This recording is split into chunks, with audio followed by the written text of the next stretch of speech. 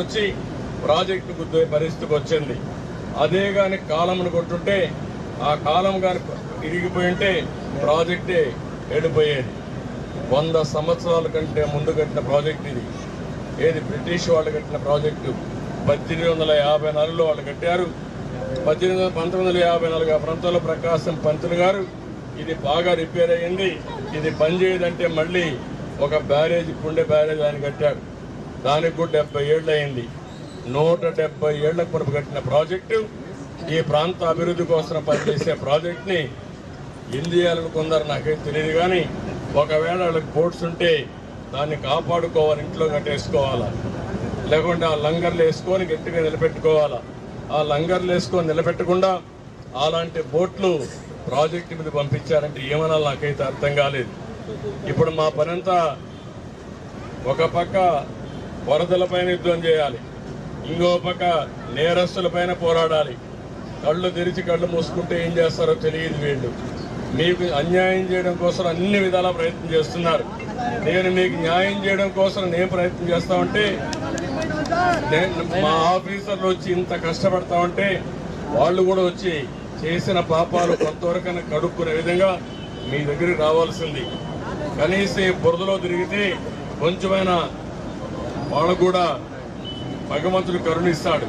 కానీ బురదలో వచ్చి రాకుండా ఎక్కడో బెంగళూరులో ఒకరు కూర్చొని మన మీద బురదేసే పరిస్థితికి వస్తున్నారు. ఇవి తలుచుకుంటే చాలా బాధేస్తుంది.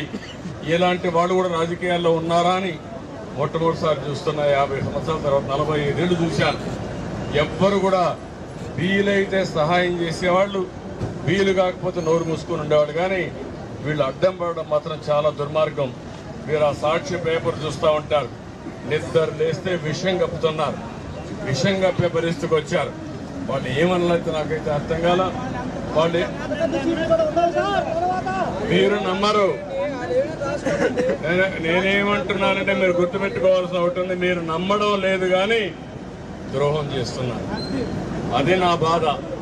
మనం అందరం కూడా గుర్తుపెట్టుకోవాల్సింది, ఇలాంటి దుర్మార్గులు చేసే పని వల్ల మన రాష్ట్రానికి చెడ్డ పేరు వస్తూ ఉంది, మనకు జరిగే మంచి జరగకుండా పోయే పరిస్థితి వస్తూ ఉంది. సోషల్ మీడియాలో కూడా ఫేక్ పోస్టులు పెడుతున్నారు. ఒకటినే కాకుండా మీరు నమ్మరు తమ్ముడు, కానీ వాళ్ళు చేసేది ఏ ఒక్కరో ఇద్దరిని నమ్మించి మోసం చేయాలని కుట్రలు చేస్తున్నారు. మనం అంతా పని చేయాలని మనం పోతున్నాం, వీళ్ళు కుట్రలు చేయాలని వీళ్ళు వస్తున్నారు. ఇప్పుడు మీ అందరికీ కూడా ఒకటి గుర్తుపెట్టుకోవాల్సిన అవసరం ఉంది. మీకు ఇవన్నీ అయిన తర్వాత ఇంతప్పుడు ఇవన్నీ అయిన తర్వాత మనందరికీ ఇంకా కొన్ని సవాళ్లు ఉన్నాయి. మీరందరూ కూడా తాత్కాలికంగా మీకు కొంచెం ఒకరిద్దరికి అందకపోయినా సకాలంలో ఈ పెద్ద యజ్ఞంలో కొన్ని చిన్న చిన్న సమస్యలు వస్తూ ఉంటాయి. కానీ ఈరోజు మాత్రం మీ ఇంటికి నేరుగా బియ్యం కానీ డ్రై ఫుడ్ కానీ మీ ఇంటికే పంపిస్తున్నాం, ఇంటింటికి పంపిస్తున్నాం. దాంట్లో ఏం కూడా అదే మా 8 వ్యాన్లు వచ్చాయి, ఇంటింటికి ఇస్తాం. రెండోది ఇది అయిన తర్వాత ఈ రోజు నుంచి మీ ఇండ్లన్నీ కూడా ఎన్యూమరేట్ చేయమంటున్నాను. గ్రౌండ్ ఫ్లోర్లో ఎవరున్నారు, ఫస్ట్ ఫ్లోర్లో, సెకండ్ ఫ్లోర్లో ఎవరున్నారు, మీ గ్రౌండ్ ఫ్లోర్లో ఉండి ఏమి నష్టపోయారు, ఫస్ట్ ఫ్లోర్లో ఉంటే కార్లు కానీ ఆటోలు కానీ లేకపోతే మోటార్ బైకులు కానీ ఏం నష్టపోయారో అవన్నీ రికార్డ్ చేయమంటున్నాం. ఇంకో పక్క చిన్న చిన్న వ్యాపారం ఉన్నాయి, ఏదైతే తోపుడు బండ్లు ఉన్నాయి, ఇంకో కొన్ని చిన్న చిన్న కొట్లు ఉన్నాయి, కొన్ని వ్యాపార సంస్థలు ఉన్నాయి, చిన్నవి పెద్దవి ఉన్నాయి. వాళ్ళు నష్టపోయారు, వాళ్ళకు కూడా న్యాయం చేయాల్సిన అవసరం ఉంది. అలాంటివన్నీ కూడా ఆలోచిస్తున్నా, అది కూడా ఎన్యూమరేట్ చేస్తాం. ఇది కాకుండా చాలా ఆటోలు పోయినాయి, ఆ ఆటోలు కూడా రిపేర్లు చేయించడం కానీ ఇన్సూరెన్స్ ఇప్పించాలి. ఇవన్నీ చేస్తూనే ఇంకొక పక్క మీ ఇంట్లో ఉండే ఒక ఫ్రిడ్జ్ కానీ లేకపోతే ఒక వాషింగ్ మెషిన్ కానీ లేకపోతే ఒక సామగ్రిలో ఎలక్ట్రికల్ సామగ్రి, ఎలక్ట్రానిక్ సామగ్రి చాలా ఉంది. చిన్నవి పెద్దవి అన్నీ కొనుక్కున్నారు, అవన్నీ కూడా దెబ్బతిన్నాయి. ఇవన్నీ కూడా రిపేర్ చేయడానికి అర్బన్ కంపెనీ అని ఒక కంపెనీ పెట్టి దాంట్లో మేము యాప్లో పెట్టి మీరు అది డౌన్లోడ్ చేసుకుంటే మీరు ఎవరు కావాలన్నా, ఎలక్ట్రీషియన్ కావాలన్నా లేకపోతే ఒక కార్పెంటర్ కావాలన్నా లేకపోతే ఇంకొక ఏ వ్యక్తి కావాలన్నా వాళ్ళు పంపించే బాధ్యత తీసుకుంటాం. ఒక ఇంట్లో లైట్లు వెలగవు, ఇంకో పక్క మీ కుక్కర్ పనిచేయదు, ఇంకో పక్క ఫ్రిడ్జ్ పనిచేయదు. మీరు కానీ అవన్నీ పెడితే మీ ఇంటికే పంపించి రిపేర్ చేస్తాం. ఒకవేళ ఇంటి దగ్గర చేయలేకపోతే పక్కన ఎక్కడ ఒక షెడ్ పెట్టుకొని మీ ప్రాంతంలో రిపేర్ చేసి మళ్ళా మీకు న్యాయం చేస్తాం.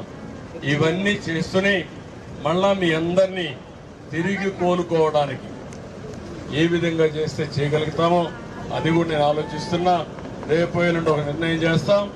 మళ్ళీ ఇదే మార్గం మా ఆఫీసర్లు వచ్చి మీ అందరికీ కాస్త కోస్త ఆర్థిక సహాయం చేసి మీరు నిలదొక్కునే విధానానికి మేము పనిచేసి తర్వాతనే ఇక్కడి నుంచి కలుగుతాం.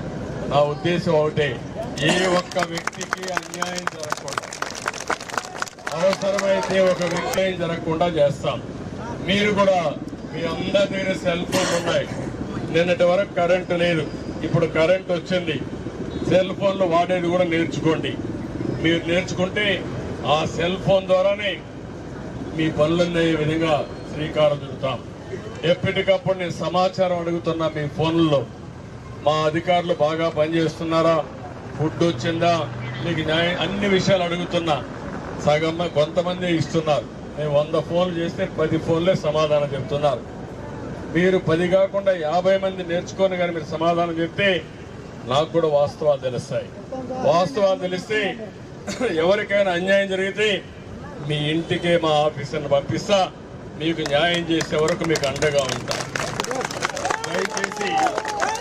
దయచేసి టెక్నాలజీని కూడా ఉపయోగించుకోండి. నా కోసరం కాదు, మనందరి కోసరం. టెక్నాలజీ రాబోయే రోజుల్లో మన జీవితంలోనే. నేను ఒకప్పుడు వస్తే ఈ సెల్ ఫోన్లు కూడు పెడతాయా అన్నారు. నేనే అవి కావాలని కోరుకొని ఆ రోజు తీసుకొస్తే చాలా మంది ఎగతాళి చేశారు 25 ఏళ్లకు మునుపు. ఇప్పుడు సెల్ ఫోన్ వల్లనే మీకు ఇన్ఫర్మేషన్ నాకు ఇవ్వగలిగారు, నేను మీతో చేరగలిగాను. నిన్న మీరు చూసుంటారు, డ్రోన్లు పెట్టాను. డ్రోన్లు పెట్టి మొత్తం తెప్పించా. ఇప్పుడు డ్రోన్లు పంపించి చెత్త అంతా కూడా చూస్తున్నా, రోడ్లన్నీ చూస్తున్నాను. ఎక్కడ చెత్త ఎక్కువ ఉంటే అక్కడ మళ్ళా వ్యాన్ పంపించి, ట్రాక్టర్ పంపించి ఆ చెత్తతో తీసే కార్యక్రమాన్ని శ్రీకారం చుట్టాం. ఇట్లా ప్రతి ఒక్క పని కూడా ఎక్కడికక్కడ టెక్నాలజీ కూడా ఉపయోగించి ప్రజలకు మేలు జరిగే కార్యక్రమాలు చేస్తున్నాను. మీరు ఇంకొక విషయం కూడా ఆలోచించాను. ఇక్కడ చాలా మంది ఉన్నారు. మీరు కొంతమందికి ఇప్పుడు అర్థం కాదు నేను చెప్పేది, మీరు కూడా అర్థం చేసుకోవాలి. రాబోయే రోజుల్లో పని చేసే దాంట్లో కూడా మార్పులు వస్తున్నాయి. ఆ విషయం మీరు గుర్తుపెట్టుకోవాలి. ఎందుకు వస్తున్నాయంటే మనకు ఫ్లెక్సిబిలిటీ. నాకు సమయం ఉన్నప్పుడే నేను పని చేస్తా, అవతలవాడికి అవసరమైనప్పుడే పనికి పిలుస్తారు.